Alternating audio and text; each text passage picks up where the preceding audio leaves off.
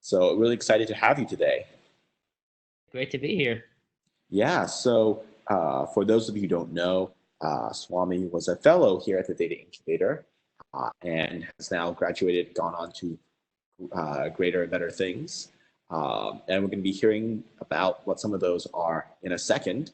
But I'm going to be starting with a brief little introduction about who we are and what we do. So this is Data Science in 30 Minutes, and I'm Michael Lee, the founder of the Data Incubator. We do data science, AI training, and placement for our fellows. So we're probably best known for our fellowship, which is geared towards PhDs and master's students to help them enter the industry as data scientists. And it's completely free for the fellows who get in. Swami was one of those fellows from a few years back. And if you want to learn more, you can apply online at dataincubator.com.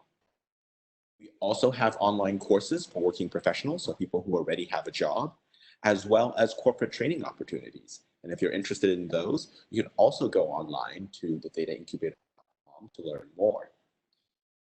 And finally, we're here to talk we're here to do another installment of Data Science in 30 Minutes. And this is our regular monthly series on data and its role in the world. So past speakers have included Kirk Bourne, Director of Data Science at Booz Allen Hamilton, Holden Karau, an engineering lead at IBM and a core contributor to Apache Spark, Becky Tucker, former data scientist at Netflix, Zubin Armani, the chief scientist at Uber, Sam Swift, a VP of Data Science at Betterment, and also another former TDI fellow, and many, many more. And if you'd like to learn more about those episodes or see some of our prior episodes, you can go online to thedataincubator.com and view them from our website.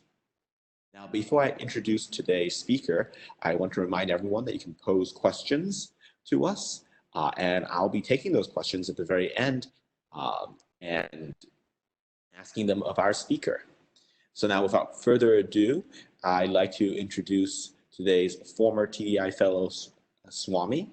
Dr. Sumanth Swaminathan began his career as an industrial mathematician and consultant at W.L. Gore, where he led a team of interdisciplinary PhDs who were leveraging predictive models that optimize products and development. And he subsequently completed a fellowship at the Data Incubator and moved on to a role as the chief data scientist at Revon Systems. And I hope you'll say a little bit more about that. And that role focused on development and deployment of triage prediction models for identifying flare-ups in chronic lung and heart diseases. He's taken all that experience and he's gone and founded Iterex, where he's the CEO and responsible for product innovation and business strategy. So without further ado, Swami, do you want to take it from here?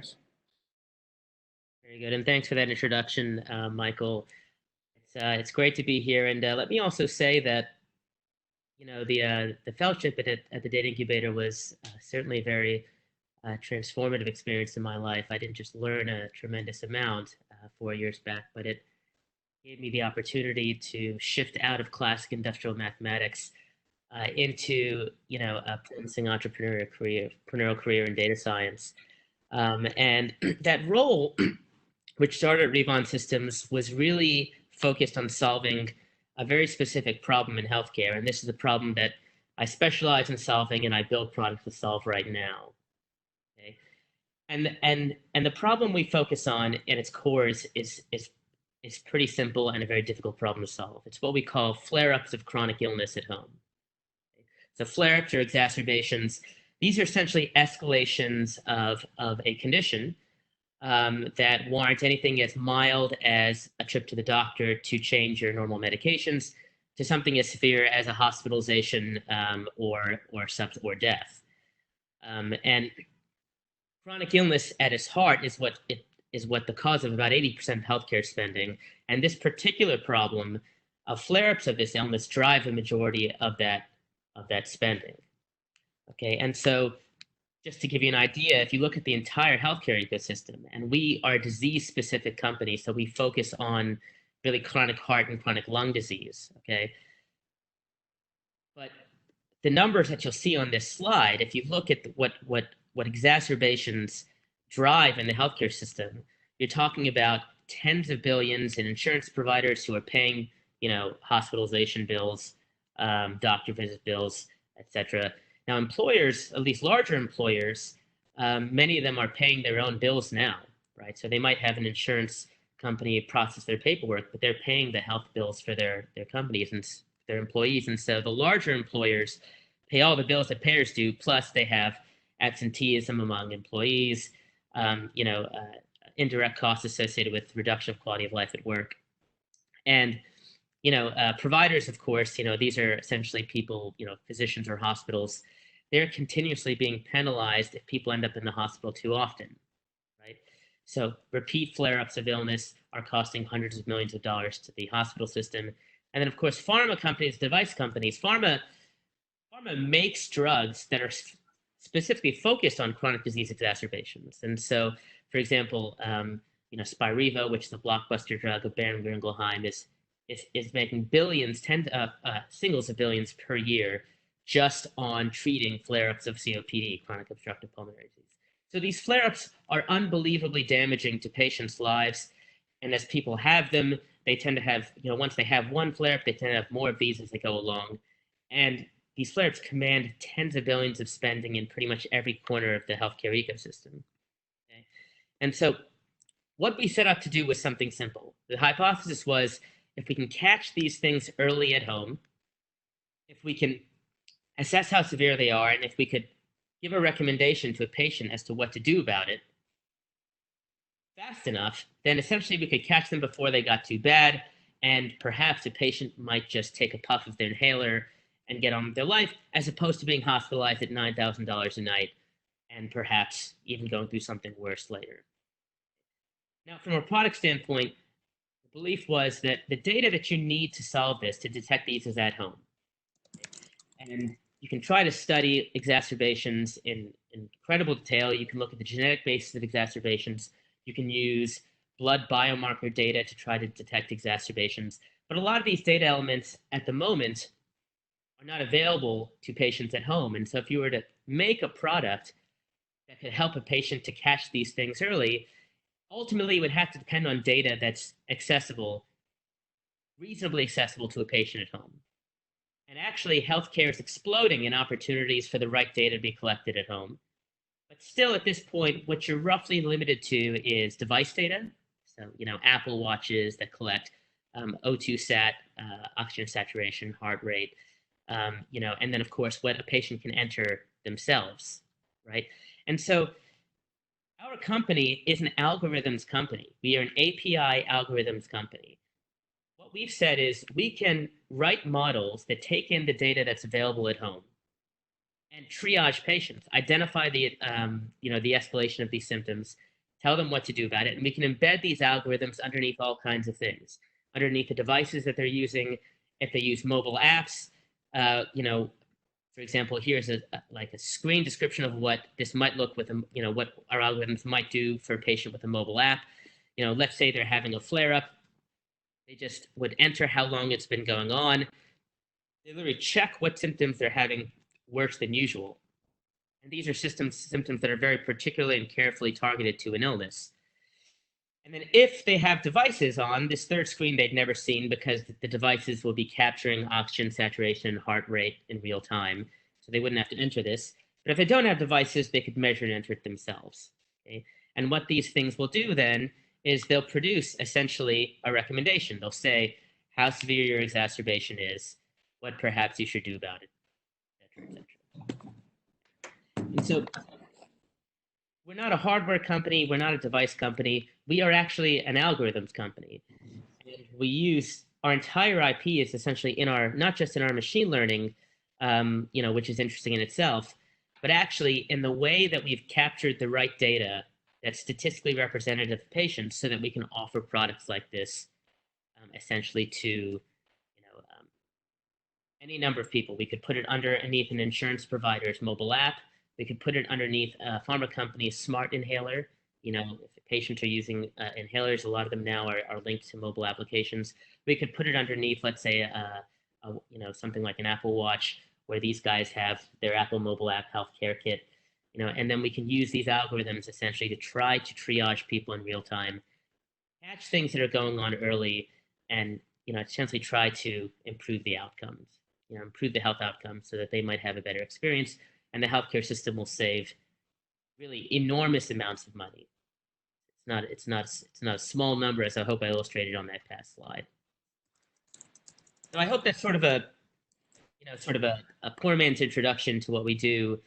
And of course, Michael, I can talk, of course, more about our methods, et cetera, but maybe I can hand it to you to captain the discussion. Yeah, no, this is really exciting, Swami. So let's get into some details. So you mentioned kind of chronic diseases.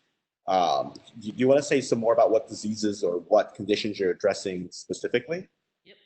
Yep. So we started our flagship product was in COPD and asthma. Okay, so chronic obstructive pulmonary disease, COPD. It's the third leading killer of people in the country. Okay, so heart disease is number one by a ways. Cancer, if you put all the cancers in one bucket, that's number two, and then obstructive disease is number three. It's an awful condition. Okay, and it's specifically a condition that's prone to flare-ups. So people who have this condition tend to be older. They tend to have other comorbid diseases. So they also have heart disease, or they also have chronic kidney disease, etc. Asthma is another condition that's prone to flare-ups at home. It's a younger group of people who have asthma, because many of them have, it's a genetic diagnosis. It's a reactive airway disease. And so, you can address slightly younger demographic with products for asthma. And if you look at what the symptoms of these diseases look like, it tends to be things like wheezing, cough, shortness of breath, phlegm production, or sputum production, waking at night. So these are the kinds of, and then heart failure is our other major, flagship product. These are essentially diseases where people manifest symptoms at home that are triggers of a potential dangerous flare-up, and where we believe we can capture the data at home to catch these flare-ups early. Got it. And so with conditions like COPD, I assume the patient population tends to skew a little older. Is that fair? That's fair to say, yeah. And it's 90% diagnosed by smoking. So they're older and they already have a history of poor health habits. That's right. Okay, got it. Do you find that this is a population that's maybe more technophobic? Yeah, it's a great question. And the answer is, in a lot of ways, yes. Which is why it's so crucial to get the algorithm part right, but then try to embed that algorithmic decision support within the scheme of their lives, right? So an older patient might not want to push buttons in a mobile app, but they might be stuck taking their short-acting beta agonists, right? If they're so inhalers essentially, which are like albuterol, these guys have to take their inhalers. And now if you have, there are actually some pharma companies that are offering smart inhalers right now.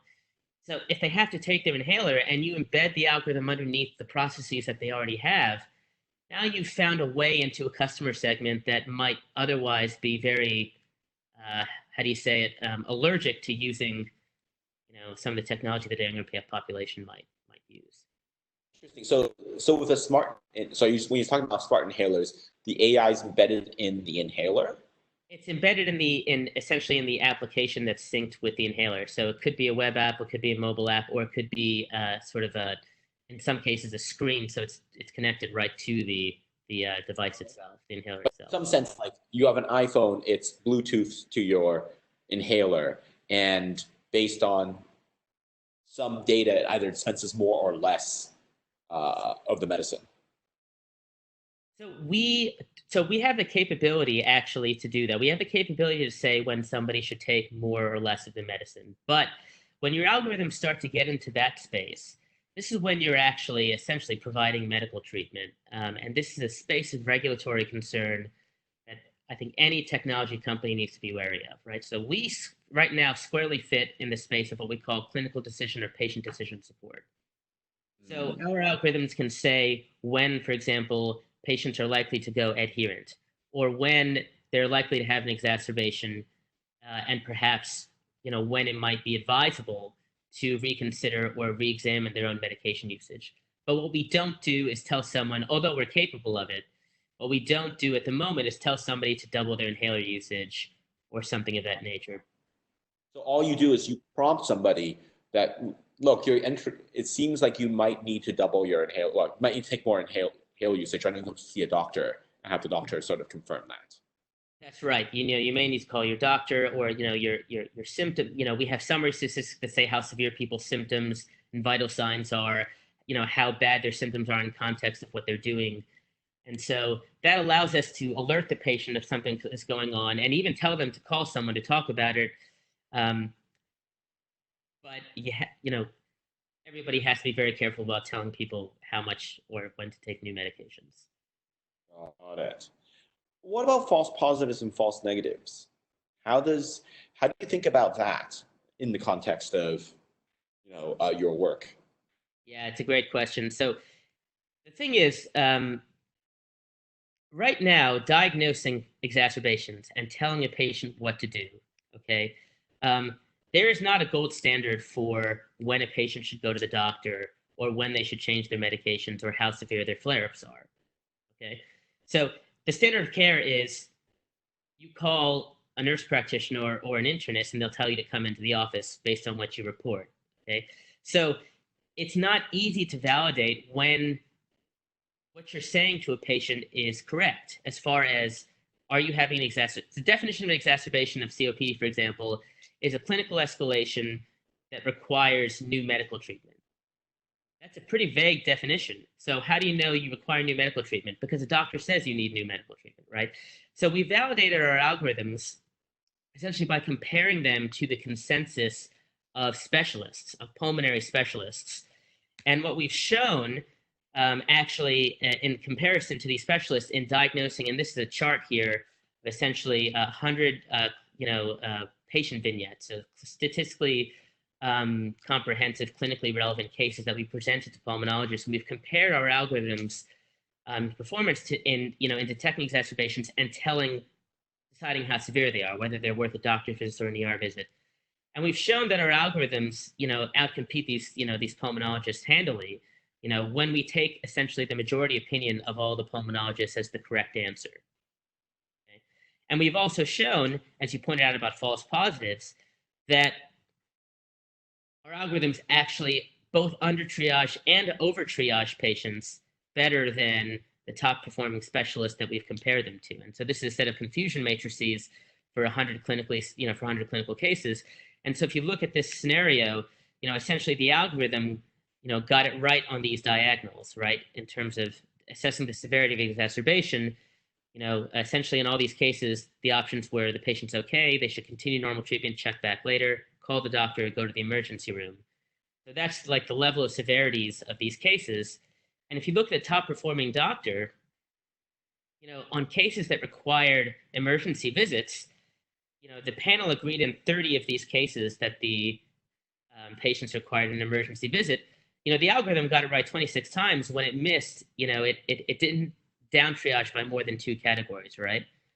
So it missed the ER and the doctor visits much less than the top performing physicians, and it both over triaged and under triaged less than the top physicians as well. And so by standard of care, we've compared our algorithms to how it performs against specialists. We've shown that it does pretty well. Now the question is, well, fine, you've shown that it does, pretty well compared to physicians. It's still a problem if you tell somebody that they're okay when they should have gone to the emergency room, right? And so, well, it's impossible to state that you'll never tell somebody, that they're okay, because I can't test every case in the world. What you can do is create safeguards within your systems, right? Safeguards that basically say, well, there's accepted guidelines on what to do, where we're not going to fire our algorithm and we're going to conform to what essentially the medical community has agreed upon in certain instances. And then in the ambiguous areas, which is the majority of areas, you essentially train your algorithms to be as good as they possibly can, and you can, as compared to standard of care. Got it. It does seem to me that there's kind of a double standard between, let's say, computer-aided decision-making and human decision-making, where humans clearly do worse than the consensus of humans, which is what we use as ground truth. But algorithms, they're shown to do better than any individual human, are still sort of looked on warily. Right. The standard that you're putting on the algorithm is brutally worse than the standard you put on a care provider, right? Um, and yeah, that's a consideration. I mean, it's an important consideration. Now, one thing to note, however, is that algorithms could theoretically be confronted with treating many more patients than any individual would. And so there is a burden on the algorithm to be right more often than a physician if this sort of thing were mass produced, right? Mm-hmm. And so the relevant safety guard should be there. At the same time, I think what the business community, what the health community needs to realize is that in the aggregate, tools like this are going to help people much more than if those tools were not around. And so, yeah, I think the regulatory climate is catching up on how to sort of deal with things where if you might as well, so if you demand that an algorithm never ever do something that could conceivably be wrong, then what you're doing is potentially hurting lots of solutions that could do a lot of good for a lot of people, right? Yeah, you're hurting Getting it right. that are being diagnosed by a human because you won't allow the algorithm, and the human's getting it wrong because the human gets it wrong more often than the algorithm does. That's right. But the human is in this instance, they're an insured physician, and the regulatory climate and the existing healthcare climate says that that's the standard of care. So that's the standard of care, right? It is. One nice thing is where the regulatory climate has caught up, I think, on patient decision support and clinical decision support, and a lot of the guidances that the FDA has put out on the subject have happened in the last year. I do think that the system is trying to catch up, and promote some of these technologies, that I think really, really can provide an enormous amount of benefit. Yeah, that's really great. So let's talk about your data sources. Obviously, you have a very heterogeneous source of data, right? It sounds like you have a mobile app. It sounds like you're also using some wearables and sort of data feeds from wearables. How do you think about kind of integrating all that data across all these different users, right? Just, I mean, as an example, I bet that if you got the same signal from a iWatch as a Fitbit, even if it's nominally about measuring the same thing, very, very different characteristics and properties, and you have to adjust for that. Correct. And the thing is, depending on the data source, the data that you're collecting may be incomplete for making the diagnosis that you need for the patient, right? So one thing that we do is we combine a mix of what we call vital signs that you'd collect from devices with baseline health. That's things like age, gender, height, weight, things about a patient that don't change very often that the patient would have to tell you, or you'd have to get it from a medical record, with essentially qualitative information that a patient might enter. Their symptoms. Are you coughing or wheezing more or less than usual? Now, the patient entered data could be flawed, or they might not enter it. The device data could be heterogeneous across different devices, and it could be less accurate or more accurate across devices. And then the baseline condition, if it's coming from a medical record, the medical record has to be accurate. If it's not coming from a medical record, the patient entering data, it has to be accurate. So herein lies a problem, right? Because first of all, accessing EMRs is not simple from a technology standpoint. Mm-hmm. Also, integrating your technologies with a medical record is not simple. Device data, if it's inaccurate, it could be causing, anything from, many false positives because, I mean, I've put on an Apple Watch. I've in fact put on watches that have showed my O2 set dip below 85%, in driving from the airport to my house. That's a trigger of an emergency episode for a COPD patient. And I do, CrossFit routines, and I've never smoked in my life. I mean, I'm not a COPD patient, right? So the thing is, getting this right in a practical setting, it requires anything from handling noisy signals. So there's methods in, sort of capturing the right data from devices, and then making sure that your algorithms are actually representative of the whole population. This is a big part of our intellectual property. We actually generate hypothetical patient scenarios ourselves using statistical design of experiment and Monte Carlo methods. so that the training data that goes into our algorithms actually represents everybody. Because if you just, even if you got access to a medical record and you just grabbed all that data, medical records are dirty. The doctors aren't reporting all of the information that you need. They're reporting some of it, and they're speaking into little receivers, and those receivers are getting transcribed into their Epic, repositories, right? And so, they're not just incomplete, but they're not representative of the whole patient population. And so, what we've done is we've managed to create as sort of seed data sources, hypothetical patient scenarios that we use to train our algorithms. And this is a big part of our IP. And then, of course, we can supplement that data with some of these novel data sources, more device data that comes in, or EMR data as we get it that's actually clean, to sort of continuously improve our algorithms, over time. But there's so much data now available in healthcare, but getting access to it is not trivial, and it's dirty, and it's often incomplete. And so just the data access problem itself is a big problem that I think a lot of people who are trying to do this sort of work, are going to face going forward. Got it. So we talked a little bit about the data. How do you think about starting the cold start problem, right? Like if you want to do this kind of diagnosis, you need to collect a lot of data in order to be able to generate predictions that are that have a certain fidelity to the truth, that have a certain accuracy. And not only when you have that will it be useful for patients. On the other hand, because it's not useful for patients, they may not want to bother with collecting this data because it's not going to give them any immediate tangible value. How do you solve that cold start problem? Yeah, well, we solved the cold start problem purely with synthetic data. So, we said we can't get access to the data that we need, so we're going to generate a comprehensive data sort, essentially generate patient scenarios and get doctors to label them. Okay.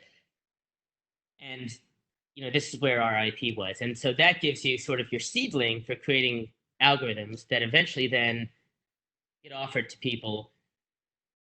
Of course, in the beginning, you do it in patient testing. So, you can't pitch out products that haven't been validated. So we do a lot of clinical testing to sort of get more data. And then that sort of jumpstarts the whole machine.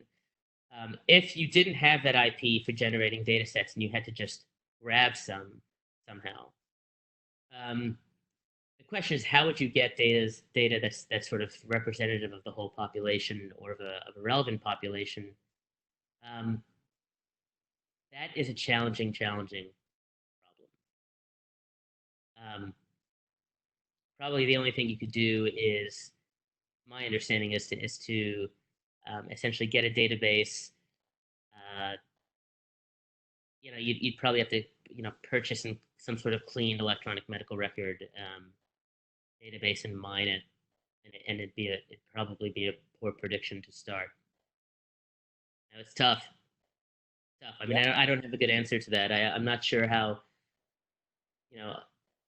to do this sort of at-home triage, to get a clean data set. The only thing I can think of would be to maybe to use snippets of a few different data sources. Apple Care Kit sort of, people are starting to enter more data into their Apple Care Kits. That might be a place to start. But you don't have permission to access that, so you'd have to sort of get. You have to get authorization. You have to get authorization somehow. Yeah, that's right. How do you ensure that? So obviously you've done some work and you've seen that your algorithms seem to work on this one data set, actually that the top position. But how do you keep that standard of robustness, of accuracy in your algorithms as you grow your patient population, as you sort of start finding more, as you start encountering different cases? Yeah, so we do a ton of data analysis, on patient data that comes in to try to find out when, remember, this is a consumer-facing product. So even if the patient enters something that is consistent with what a good, safe algorithm would tell a patient is concerning, it doesn't mean we should have made that recommendation to the patient to go to the doctor. They might have just been screwing around, right, or testing the app or doing something else. So we're constantly analyzing event data, right? We use both things like Google Analytics and Mixpanel to, sort of collect data on how patients are interacting with mobile apps, with web apps, what screens they're using, when they're getting recommendations that they're ignoring, et cetera, et cetera. And then we're also constantly asking patients for feedback, like if we told you to call the doctor, did you go to the doctor, et cetera, et cetera. Now, that data gives us an idea of when we're making recommendations that are inconsistent with what may have been good for the patient. And that gives us a way of then training models that identify, classify what types of cases those sort of bad recommendations correspond to. And then we can generate more cases within that space where it's not working, right? Get more doctor labels and then keep plugging along. Got it. And final question, how do you think about privacy and security? Yeah, this is a big thing. So if you're selling your own hardware, your own applications, you have to be concerned about everything. So first of all, to maintain, you have to find out if you're an organization that requires HIPAA compliance. But to be compliant, essentially with the healthcare laws, data transmission has to be encrypted at all kinds of points, from when a user enters something into an app to when it goes to sit in your databases in the cloud. And the way you store data in your cloud has to conform to HIPAA guidelines, right? So certain types of data have to be in tables that are separated from other types of data, and only certain people should be able to access it. And an organization, if you're a hardware organization, there's HIPAA guidelines on like what members of an organization are allowed to do, who can access it, et cetera, et cetera. So if you're in this field and you're in the software and hardware space and you're collecting people's data and you're storing it and you're monetizing it anyway, there's a ton of security you have to worry about, both in how you store the data, how you encrypt data in transmission, and how your organization accesses data, what personnel are allowed to do it. Now, if you're in the API space, where really you're collecting a lot of data, but it's just anonymized for the purpose of studying it, and really your product is just API calls, so somebody else's hardware is accessing your APIs, right? So, let's say Aetna is your customer and they have their own mobile app. They just want our algorithms underneath their, let's say they want our algorithms underneath their app. They're storing the data. They're taking care of all the HIPAA stuff. They're just making calls to the cloud, right? And any data that we look at is purely anonymized. We never saw, nobody's logging into our systems. So if you're that kind of company, then your security burden is different. And so it's really important, if you're interested in entering into this kind of space, to decide, what kind of burden you're taking on. If you're going to keep people's sensitive data, what we call patient health information, so personal health information, then no matter how big a company you are, you need to be concerned and careful. I mean, there's a lot of requirements, in how you handle that data. So if your product offering it perhaps is something different or more algorithmic API, that might also change sort of the things that you have to do. Got it. Got it. Oh, thank you so much, Swami, for coming and giving this really enlightening talk. It's really exciting to see how data science can be applied to healthcare and how some of the things that we talked about in the fellowship now translates into clinical algorithms that can really impact the lives of millions and millions of Americans. So I hope you enjoyed this as much as I did, and I hope that the audience enjoyed it as well. So if you'd like to apply for our free data science fellowship for PhDs and master's students, or you want to do a course for working professionals, online course that is, or participate in one of our corporate trainings, feel free to go to thedataincubator.com to learn more. All right, thank you so much, Swami. Thanks so much, Michael. Good to see you again. And, I encourage everybody to really look into the Data Incubator. It was really had a tremendous value in my life. Well, thank you so much for the kind words. Take care. Thanks, guys. Take care.